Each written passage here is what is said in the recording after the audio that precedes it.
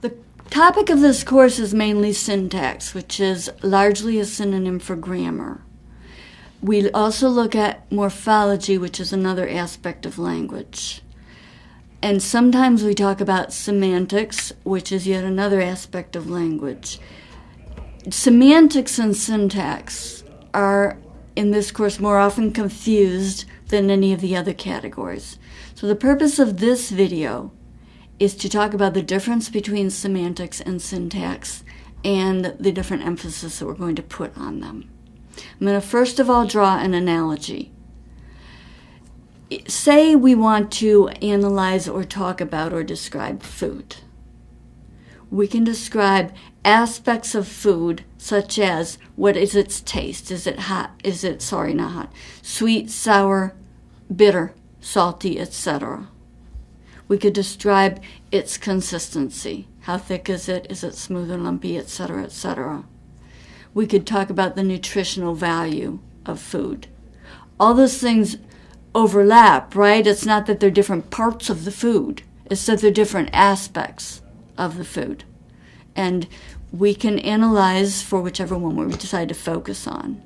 The aspects of language are analogous. There are 6 aspects that a linguist can look at. Here they are listed for you briefly. Phonology is the sounds of the language and how they work together. The lexicon is what words does the language have and what bound morphemes does it have, which is to say affixes. Morphology is another aspect, which is the rules for making words, what affixes combine with what roots and how. Pragmatics is the rules for using the language. We're going to talk about pragmatics briefly in one part of this course. It has to do with being appropriate and being polite, or impolite as you so desire. All right, now here are the 2 that we're focusing on today. Semantics deals with the relationships between the forms and the meanings. What does a word mean? What does an affix mean? What does a phrase mean? What does a clause mean? Syntax deals with the rules for combining words, right? Morphology is where you build the words. Then how do you put the words together into phrases and sentences? What's allowed, what's not allowed? That's syntax. All right. This famous sentence by Noam Chomsky was written to clarify, to illustrate the difference between these 2 aspects. Colorless green ideas sleep furiously should look like a perfectly grammatical sentence to you. The subject agrees with the verb. All the phrases are built properly. There's nothing grammatically wrong with it. Does it make any sense? Not the slightest. Semantically, it's a disaster. This illustrates that something can be syntactically fine and semantically wrong. Here's a sentence that illustrates the converse. The people who you meted them last Saturday will help you doing this. You can get the meaning here, right? The people who you met last Saturday will help you do this is not very far from that sentence, but syntactically, this sentence is very far off from the accepted rules of English. There are rules of other languages that would give you this sentence if you were using them instead of having acquired all the rules of English. If you were a second language speaker, you could easily produce a sentence like this because you can get the semantics right without getting the syntax right. They're separable aspects. So try to separate them in your mind when you're looking for syntactic correctness. Try to disassociate yourself from whether the sentence means something appropriate or meaningful. So very often you'll be doing syntactic analysis. And semantic analysis, when it will help you, that will be mentioned.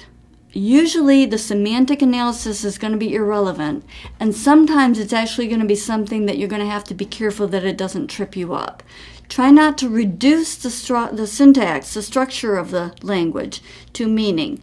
So for example, if I give you this syntactic description, an indirect object is a noun phrase dependent of a verb.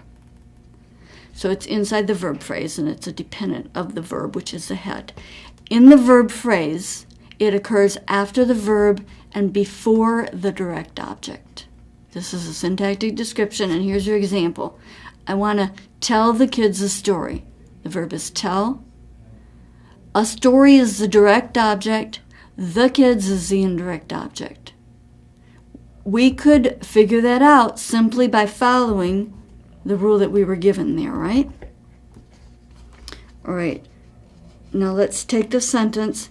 Show your friends your new bicycle. Can you figure out an indirect object? You should see one. Show is a verb. Your friends is a noun phrase. Your new bicycle is also a noun phrase. So your friends will be the indirect object. The direct object will be your new bicycle. How about this sentence? Explain to me the process of registering for classes. Do you see a direct object?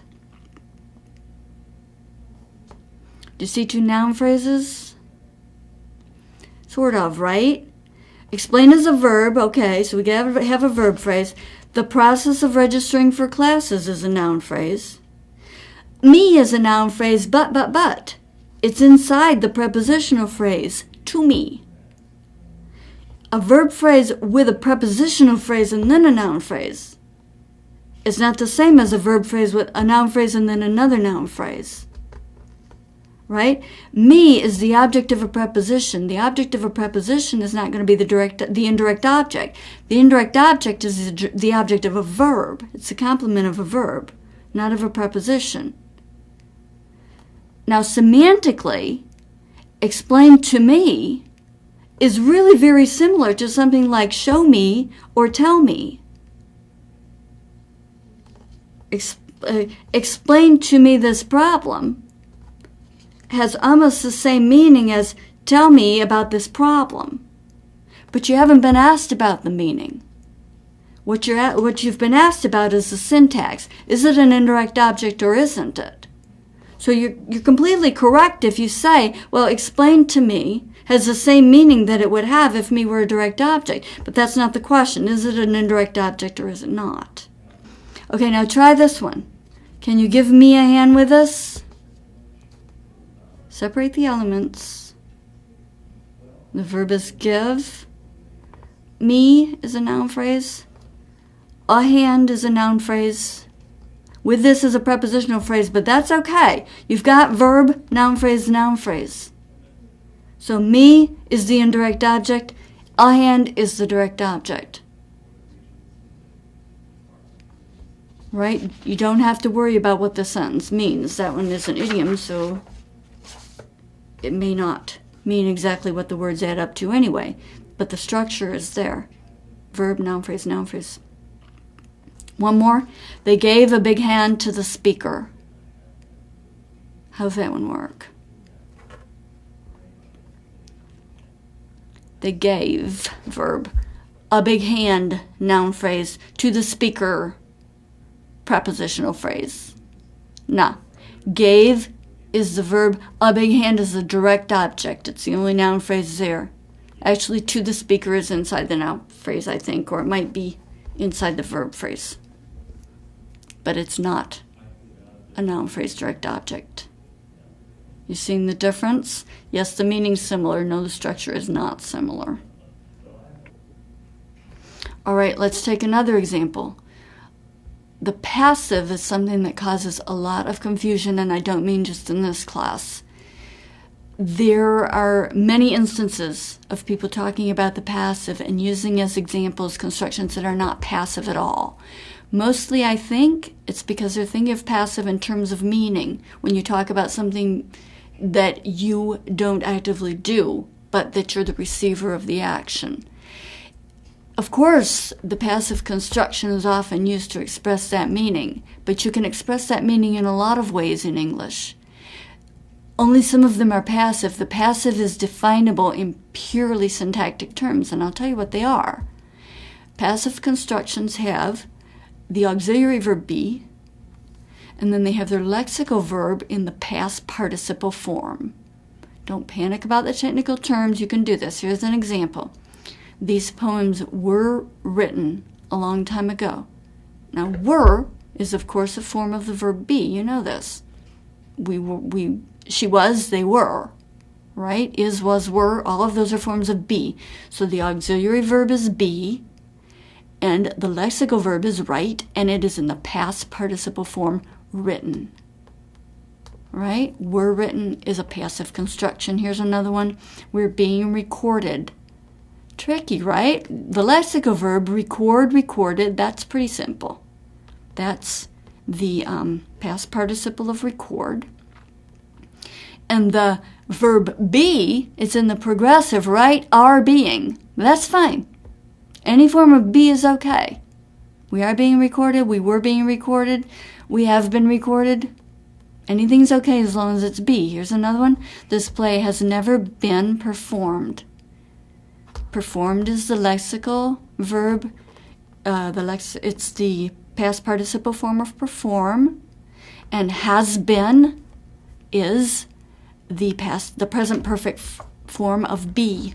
The auxiliary is be. Here's another one. They want it to be seen by everyone. All right, here's the infinitive form of be, to be.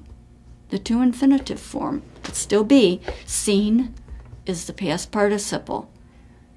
All of those are passive.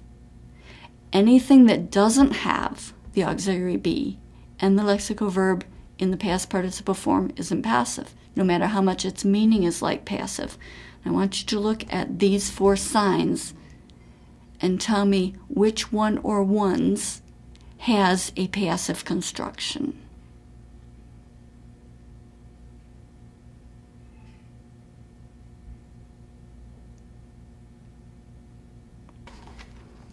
All 4 of them talk about something that happened to a person, right?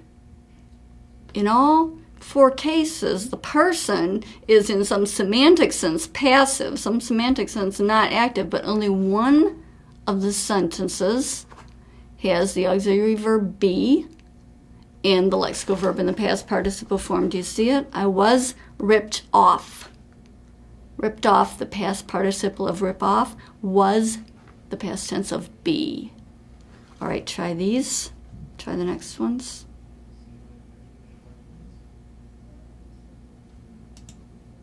Oh. Try the next ones.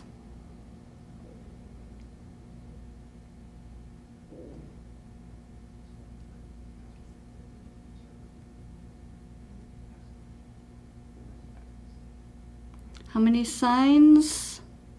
Just one again, right? Paid is the past participle form of pay. Has been, in this case has not been, is the present perfect of be. So there will be some points in this class where the meaning of the sentence actually does bear on the syntax. They're not always completely separable, which is pretty much true of all the levels of language.